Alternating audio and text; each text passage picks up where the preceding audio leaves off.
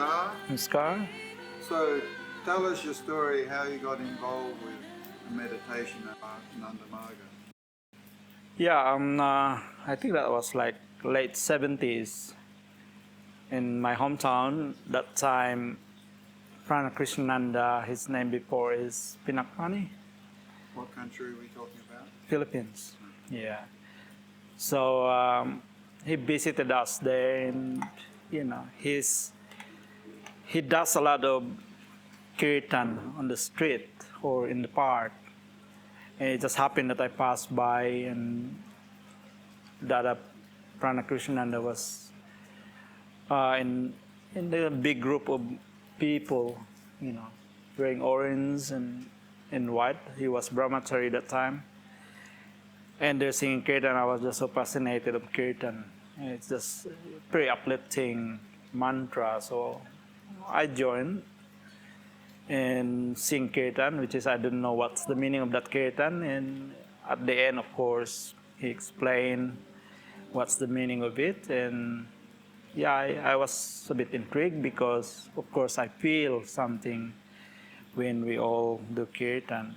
And up to that, a little bit of story and introducing ourselves. And of course, Dada Prana wants me to experience more what is meditation, what is kirtan, what is Ananda Marga.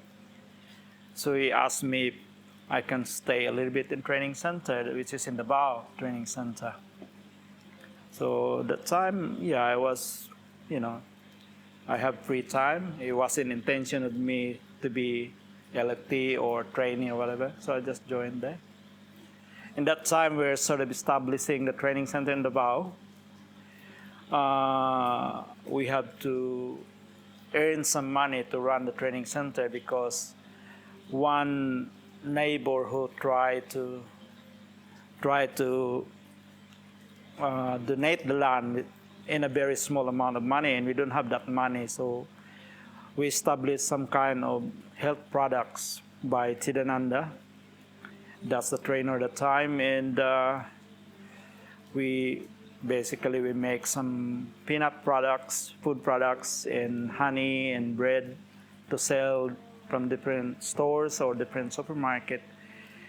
And my job that time, I suppose I was selected at that time, my job that time was to promote the product in different provinces or different region of that area.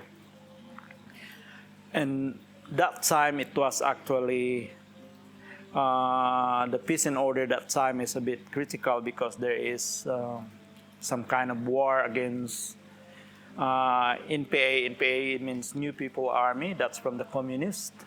Yeah, so that time when I was in training center, it's a critical situation because the Communist Party, they have their own armies and they try to stir up the town. So I was posted in the area where a lot of massacre happening to sell the products of the training center, to earn money to pay the land. And that time there was about maybe 24 army got massacred by the communists. And obviously the armies, the militaries are really angry of, how to catch the one who killed all their people. And of course, as an LFT, I have to wear orange uniform. And then in Philippines, actually, orange uniform is a prisoner. Yeah. And then with I have few list of my product. Peanut polvoron, I just initial of PP, and then the military thinks that Philippine police, and then the peanut crunch product, I initial it of PC, that means Philippines Constabulary. That's their interpretation because they thought that I'm a communist or I'm the one who ambushed their military. So, of of course, they really heated up without any reasoning. They just arrest me. I was in the bus, and then with all my peanut products, and I've got all my mantra. And the mantra, they think that it's my third lesson mantra. They think it was my code, passcode for whatever they think. And so I got arrested, and they carry me out in the bush. They want to know is our commander and all these things, because they really think that I'm one of the people who ambush, terrorists. And so basically, because of they're so angry with me and what happened, so they just want to kill me. So they pull the trigger. I mean, they pull the gun on my head, and I thought to myself, I said, I mean, there's no way I can get away with this, and I feel like, so that's what I thought. Like that time, I heard a lot of story about Baba, about miracles, about stories from different people that I meet, different Margi that I meet. So I told to Baba, okay, I don't really sure if I believe miracle, so it's all up to you. I said, like, this is me now. I'm at the age of death, so it's up to you. If you really have miracle, show it to me and I'll work with you. So internally you're saying this? Yeah, I'm saying that to myself, because basically it's up to you. So you decide. And then when they pull the trigger, it didn't fire. Nothing happened. And their commander, actually, I met their commander beforehand. So someone from the bus told the commander that your friend is being arrested with your people. So the commander came there.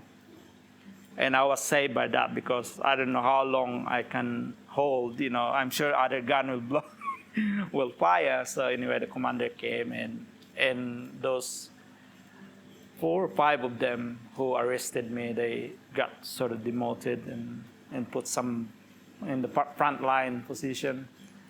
And I got saved, but I got so much bruises. I got ribs broken because they beat me up first. And then so those things happen. So I told to Baba, okay, I'll do my training. I'll work with you if you save me. Of course, obviously, it didn't happen. I mean, I wasn't killed. So I did my training. And then it's the interesting thing, because I'm very, skeptical of miracles. Interesting thing is, when the first time I meet Baba with my PC is, I was actually in number 12, the last on the line. So they put me, because Baba was calling me, they put me in the front to go to Baba's PC. And then he was shouting to, I think that was Diwat Mananda before, is the always, where is those little chap? I want to meet those little chap. He has a lot of doubt with Paramapurusa. Anyway, I went there, and then Baba was saying, like, do you think Paramapurusa will, leave you alone in that situation? So basically, he mentioned of what happened to me. Sure. Yeah, I was like, wow. Come here, little chap, and he put me in his lap, and he touched my forehead, and I was gone. It was like, I got up outside his room. I was like, wow, he really, Baba really knows what happened. I never heard Baba saying, do you really think that he just said to me that Paramapurusa is always there for you. Paramapurusa is always there for his son and daughter, When he touched you on the head, you said you're gone. Yeah, I was just... What were you feeling? I was like a young child, really, that I was being clinged by his arm. That was a pleasant feeling. It is very pleasant feeling, and I just feel so light and free, and I think the feeling of trust, like you have to give everything to Baba. Those kind of feeling, like, yeah, that's right, it's all yours, I'm all yours. And those kind of feelings. So it lasts at least for a week. This kind of feeling, I'm just so out of it. Yeah, and that's one of the story that I still remember of what he said. Like, you know, Paramapurusa is always there for you. Yeah, and that keeps me keeps me holding up in with Baba, and until now there is a lot of incident happen. Yeah, I know I'm safe. Yeah. Any other experiences you want to share? Yeah, well, I think the first thing when, yeah, I think the latest one when I think I told this story, when I got hit by a train. That was amazing story. And I thought I was just gonna go, but I I saw his face, and his Baba said that everything is fine, my skull is open, when I got hit by a train. Hit by a train. Yeah, I got hit by a train in Sydney, and and I said the same word. I said to Baba, "I'm yours, Baba. It's up to you." And after 7 hours, I think I got up.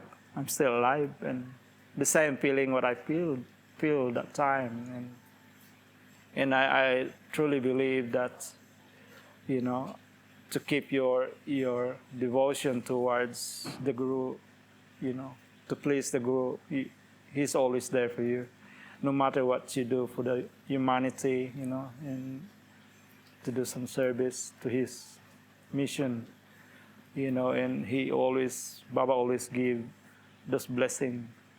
And it's just amazing, even this present time, it's just amazing how he support, all the things that I'd like to do to the society, to the service project that I do. Yeah, and it's quite inspiring, You're doing work with people in Mongolia? Yeah, I've been helping a lot to the project there, the children's home. Yeah, it's been 10 years now, going back and forth. I'm basically like their uncle figure or father figure. Yeah, so just being there to support them, and as a father or uncle figure, and teach them whatever I can teach, and it comes skills, trade skills. Yeah. What town is this project? It's they call it Gatshert, but it's an hour and a half away from the Ulaanbaatar. That's the capital of Mongolia. Yeah, so that's what I've been doing in this kind of project. So it gives me inspiration, like, yeah, I'm doing something to the humanity. Yeah, I got Baba's dream even just before coming here. I think last night. I think I've been slack to attend any function like this, just busy at work. And then three or four consecutive dream the same, that yeah, I gotta do some kiirtan, and Baba just start beating me up. You gotta attend some kind of collective meditation. That's one reason why I'm here. It's like especially this kind of collective gathering with the Margis. So I always get reminded, it's like if I start getting slack with my duties, so I got beaten up. The benevolent father. The benevolent father. Yeah. There was a dream that I can tell this, like, I was in Dharma Samiksha in my dream, and then I thought, like, why I'm here? Of course, I feel guilty because, I left him. Anyway, Baba pointed me out to come close to him in acharyas that took me to his front of him. He started beating me. It's like reality. Is this in a dream? Yeah. It's just really like reminder, I think once you are in Baba's, lap, it's always there. Yeah, you've always been reminded, and then you gotta do your duty. It's your lifestyle, yeah, and it's at the moment, it's completely different law than the past, but there is a lot of things to do really to serve the humanity, and that's what I've been doing a lot. Like in the past, I hardly stay here in Australia. For the whole year, 6 months I'm away, just doing service work, Mongolia and Philippines. We create some community there. Yeah. Thank you. Thank you very much. Thank you, Miss Kai.